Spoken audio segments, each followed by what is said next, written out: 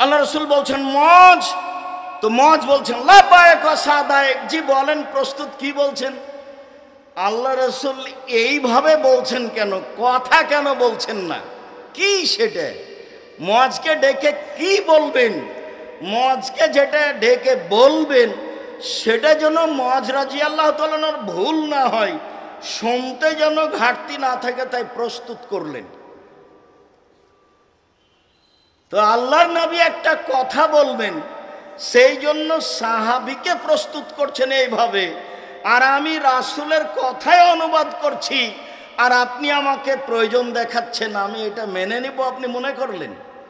বলে হিসাব, এই হিসাব ত্যাগ করবেন, আপনার জন্য আমি এসেছি। এখানে আসার পিছনে আমার তেমন কোনো স্বার্থ নেই যে দয়া করে আপনি আমাকে কোনো কাজ দেখাবেন না। আচ্ছা, এখানে একটু কথাটা বলে নি, আবার ফিরে আসছি। হ্যাঁ প্রস্তুত বলেন। তো আল্লাহ রাসূল বললেন মজ বলতে পারো। আল্লাহর কাছে আমরা কি পাই আর আল্লাহ আমাদের কাছে কি পান, পরস্পর পাওনাটা কি? আমরা কি পাই তিনি কি পান, আমরা কি পাই তিনি কি পান? তো মজ রাদিয়াল্লাহু তাআলা বলছেন আমি জানি না, আল্লাহ এবং আল্লাহ রাসূল ভালো জানেন, এটা আমি বলতে পারছি না। তখন রাসূল সাল্লাল্লাহু আলাইহি সাল্লাম বলছেন যে মজ শোনো, আল্লাহ আমাদের কাছে পান যে আমরা যেন তার শিরক না করি, এটাই তার পাওনা। আমাদের শিরক করা হবে না, এটাই হলো তার পাওনা। আর আমরা তার কাছে পাই যে তিনি আমাদের শাস্তি দিবেন না, উনি আমাদেরকে শাস্তি দিতে পাবেন না। তাহলে তারটা আগে না আমাদেরটা আগে? তারটা আগে। শিরক না করলেই তিনি আমাদের শাস্তি দিবেন না। তাই তো রাসূল সাল্লাল্লাহু আলাইহি সাল্লাম বলেছেন মান মাতা লা ইশরিক বিল্লাহ ফাদাখালাল জান্নাহ, কেউ যদি শিরক ছাড়াই মারা যায় তাহলে জান্নাতে চলে গেছে। ওমান মাত্র ইশরিক বিল্লাহ ফাদাখালান নার, কেউ যদি শিরক করে মারা যায় তাহলে জাহান্নামে চলে গেছে। যার কারণে রাসূল সাল্লাল্লাহু আলাইহি সাল্লাম বলেছেন লাক্কানু মাউতাকুম লা ইলাহা ইল্লাল্লাহ, তোমাদের মমর্ষ ব্যক্তির পাশে যান যায় যায় মরে মরে, যান যায় যায় মরে মরে, এমন লোকের পাশে বলো লা ইলাহা ইল্লাল্লাহ। কোরআন মাজিদ পড়ে কোনো লাভ নেই, সূরা ইয়াসিন পড়ে কোনো লাভ নেই, প্রমাণে হাদিস জাল বা জয়ীফ নিতান্তই। কোরআন মাজিদ পড়ার কথা নয়। আল্লাহ রাসূল বলেছেন যান যায় যায় পাশে লা ইলাহা ইল্লাল্লাহ বলো। কেন? আল্লাহ নবী বলেছেন মান কানা আখিরু কালামিহি লা ইলাহা ইল্লাল্লাহ ফাদাখালাল জান্নাহ, কারো যদি শেষ বাক্য লা ইলাহা ইল্লাল্লাহ হয় তাহলে সে জান্নাতে চলে গেছে। অতএব মানুষের শেষ জীবনে যেন লা ইলাহা ইল্লাল্লাহ হয়, এইটা তোমরা চেষ্টা করো, পাশে বলো লা ইলাহা ইল্লাল্লাহ, তাকে তালকিন দাও। এই বিষয়ে আরেকটু বলি।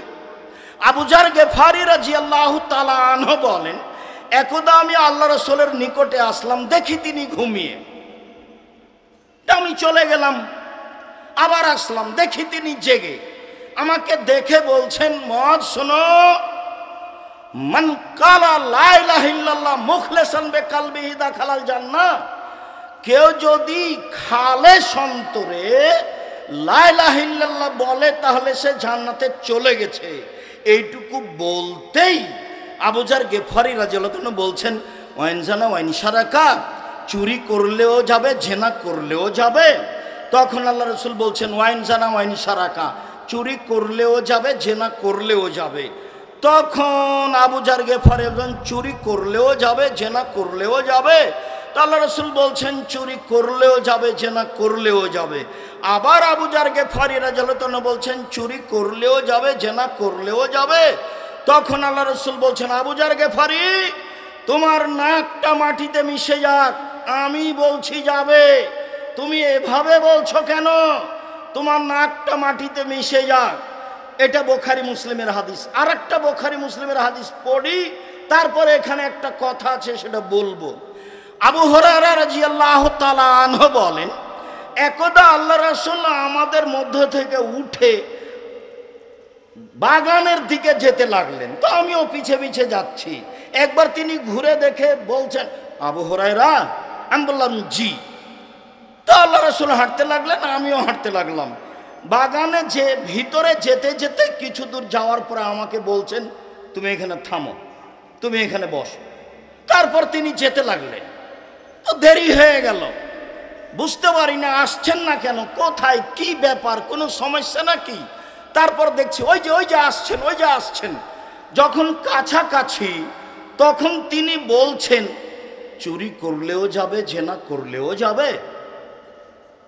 আবার বলছেন চুরি করলেও যাবে, জেনা করলেও যাবে।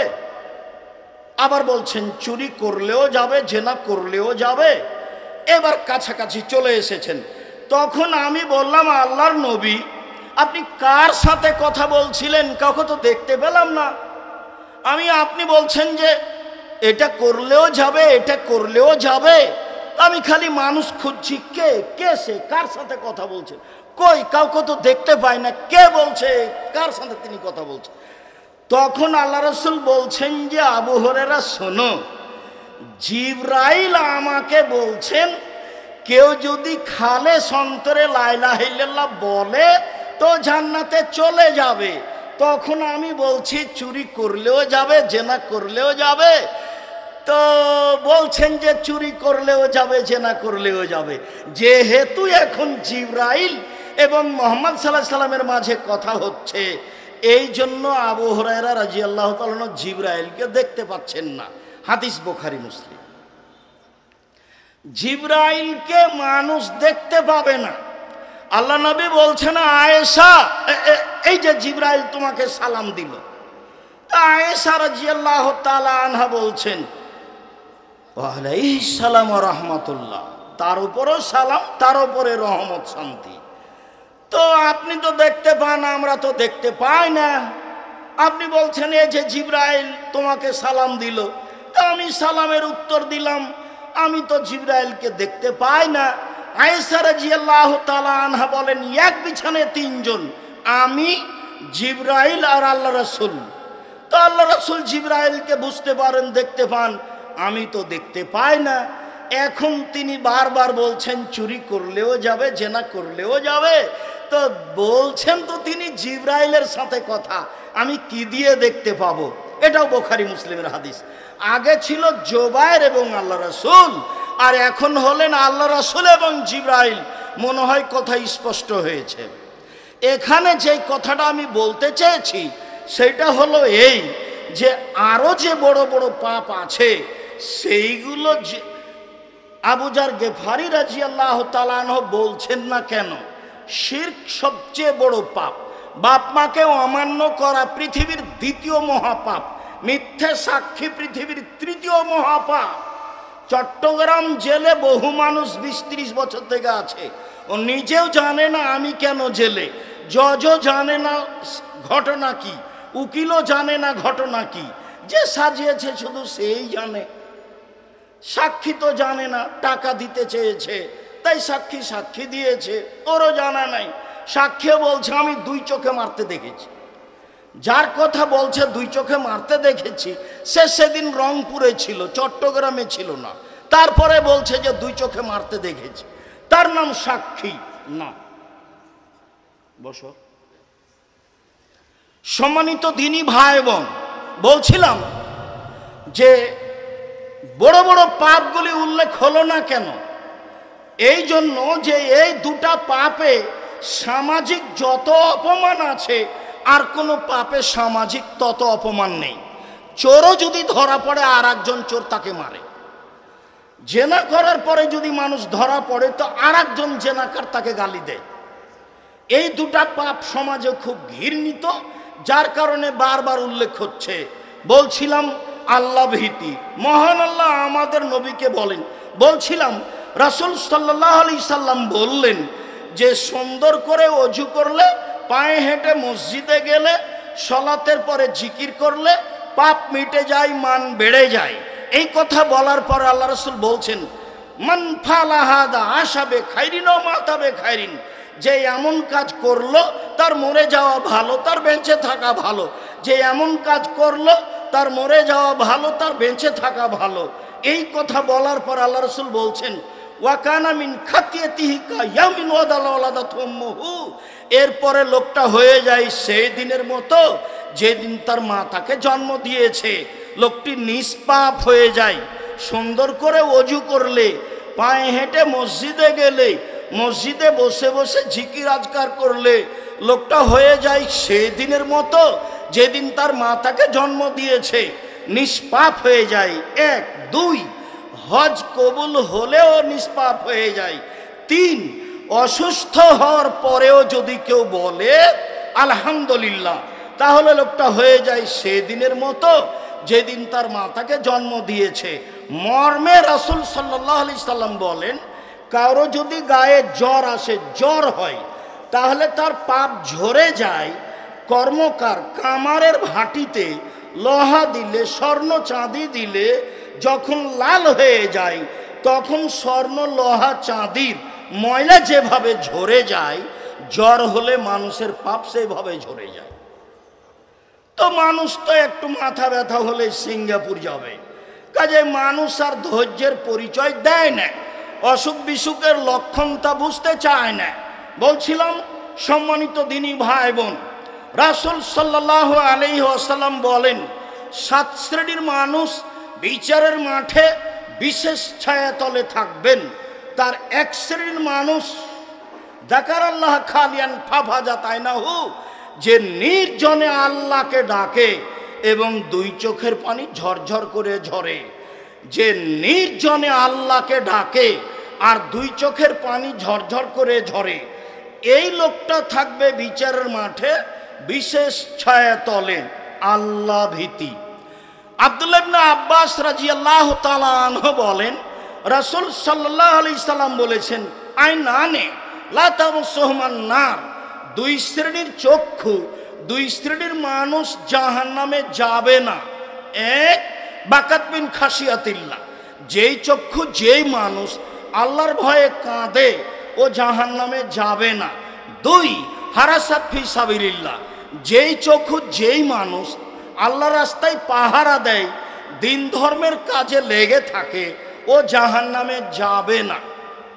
আবু হুরায়রা রাদিয়াল্লাহু তাআলা আনহু বলেন, রাসূল সাল্লাল্লাহু আলাইহি সাল্লাম বলেছেন, লাইয়ালাজান নারা রাজুলুন বাকামিন খাশিয়াতিল্লাহ হাত্তা ইয়ালাদাল লাবানু ফি দরে। গাভীর বাঁট ওলান থেকে চাপ দিয়ে দুধ বের করে ভিতরে ঢোকানো যায় না, যেমন আল্লাহর ভয়ে কাঁদে যে সে জাহান্নামে যাবে না তেমন। আবার বলি, গাভীর বাঁট বান থেকে ওলান থেকে চাপ দিয়ে দুধ বের করে ভিতরে ঢোকানো যায় না যেমন, এইটা যেমন অসম্ভব, আল্লাহর ভয়ে কাঁদে যে তার জাহান্নামে যাওয়া তেমনি অসম্ভব। মুআবিয়া ইবনে হাওদা রাদিয়াল্লাহু তাআলা আনহু বলেন, রাসূল রাহমান নার, 3 শ্রেণীর চক্ষু জাহান্নাম দেখবে না। 3 শ্রেণীর মানুষ জান্নাতে যাবেই। 3 শ্রেণীর মানুষ জান্নাতে যাবেই। 1 বাকাত মিন খাশিয়াতিল্লাহ, ওই চক্ষু ওই মানুষ যে আল্লাহর ভয়ে কাঁদে। 2 হারাসাত ফি সাবিলিল্লাহ, ওই চক্ষু ওই মানুষ যে আল্লাহ রাস্তায় পাহারা দেয়। 3 গাজাতান মাহারেমিল্লাহ, ওই চক্ষু যে বেগানা নারী অপর নারীকে দেখে চক্ষু নিচু করে, অপর নারীকে দেখে চক্ষু নিচু করে যে সে জান্নাতে যাবে। এই কথা মুহাম্মদ সাল্লাল্লাহু আলাইহি সাল্লাম বলেন। তিনি বলেন, পৃথিবীর মানুষ শুনে রেখো। জাবের রাদিয়াল্লাহু তাআলা আনহু বলেন, আল্লাহর নবীকে তিনি বললেন, আল্লাহ রাসূল, কোন মহিলার ওপরে যদি হঠাৎ চোখ পড়ে যায় তাহলে কি করব? আল্লাহর নবী, কোন মহিলার ওপরে যদি হঠাৎ চক্ষু পড়ে যায় তাহলে কি করব? তখন আল্লাহ রাসূল ফামারানি, আমাকে আদেশ করলেন, আন আসরেফা বাসারি, আমি আমার মুখটা ফিরিয়ে নিব, মুখটা ঘুরিয়ে নিব। তাহলে যদি সত্য সত্যই বাড়িতে আপনি টিভিতে খবর শোনেন, তো যখন খবর টিভিতে চলবে তখন আপনাকে এভাবে বসে থাকতে হবে। আপনি একটা রং মাখানো মহিলার মুখের ওপরে তাকিয়ে খবর শুনবেন, তখনও আপনার ঈমান কাজ করে, ধর্ম কি পাগল হয়ে গেছে? धर्म की राजशाही चांपाई नवगंजेर हवाई लड्डू दोनों हाथ में लड्डू है जो चाहे उसको खा ले जो चाहे उसको छोड़ दे भूल हिसाब ताकुआ ताकुआ আপনার পাপকে ঠেকাতে পারে ঈমানই আপনার পাপকে ঠেকাতে পারে ঈমান যত বেশি পাপ তত কম ঈমান যত কম পাপ তত বেশি তাহাজ্জুদ পড়লেও জেনা হবে ঈমান কমে জন্য বোরখা পরে যদি হাত মোজা পরে যদি পা মোজা পরে যদি চশমা লাগিয়ে রাস্তায় চলে যদি তবুও তার যদি ঈমান কম হয় তাহলে সে এত পর্দার ভিতরে থেকেও জেনার গল্প করবে।